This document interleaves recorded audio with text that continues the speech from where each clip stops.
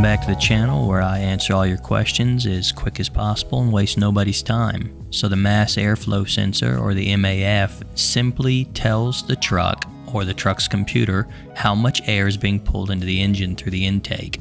This then tells the truck's computer how much fuel to add. If the MAF is bad, then you could be running too rich or too lean. Let's start by disconnecting the negative battery terminal and the positive battery terminal. When I say too rich or too lean, that could lead to a plethora of problems. We're talking loss of power, black smoke, maybe coming out of the tailpipe, so many things. Now I'm going to use needle nose not to pull the sensor plug, but simply to open its clip. I'm going to pull with my hand here. I'm not going to wear gloves for a lot of this because maximum dexterity, all your skill points need to go into dexterity for this, but a smaller tip Phillips screwdriver will remove one of two screws, and then we're going to drop in our magnetic tray here. I like using my little magnetic grabber so I don't drop these down in the engine bay.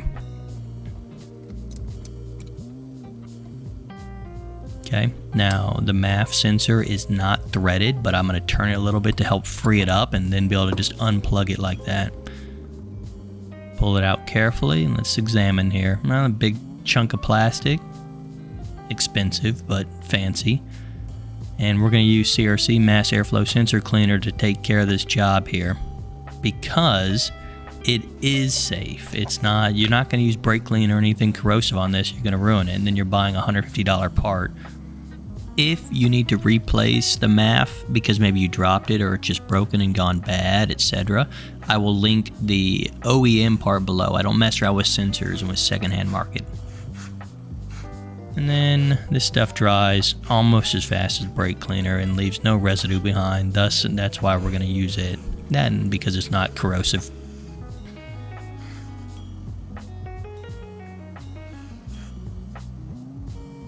Alright, it's go time. Give it a little CRC MAF sensor cleaner bath. And then let's put away that can. Look at it over again. Notice there's some tiny droplets still drying right there, but they'll be dry here in seconds. Nice and clean. You'll notice on the paper towel I've got a little bit of residue. When you reinstall this, you want the plug facing up. The arrow is pointing the direction of airflow. So on the right of the screen, where my right hand at, is where your air filter and air box is, and on the left is where the throttle body is.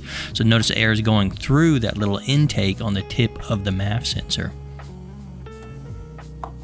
Okay, we're going to put it right back in the exact same way it came out. We're going to kind of stick it in, just give it a little jiggle, and then we're going to line up the screws here and start them by hand. I mean, come on. If you've watched this channel, you know you start everything by hand. Don't use power tools on this. This is such a simple job, and it's easy to strip these screws, or granted, I mean strip the plastic around the screws. Yeah, we're going to not tighten it down all the way on the right side first, or whichever side you start with. Don't tighten it down all the way. Not yet. Now snug the other side up, and when I say snug, I mean, you know, it's fully seated, and then just a little extra turn, but nothing crazy. You don't need to, I mean, yeah, you don't need to go crazy. Now we're going to snug up the other side. And before I reconnect, I'm a big fan of dielectric grease to help removing the clip and keeping that plastic clean and not too brittle, but help removing the clip next time. So just like that, we are seated. Okay, let's reconnect the battery, positive side followed by negative side.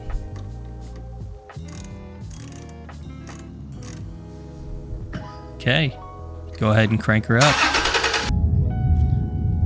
Y'all, thanks for hanging out again. I hope I didn't waste any of your time. A like, comment if you're not already subscribed. That goes a long way for the channel. But let me know your thoughts below. Let me know if what you want to see in upcoming videos. But again, thanks for hanging out, and I'll see y'all next time.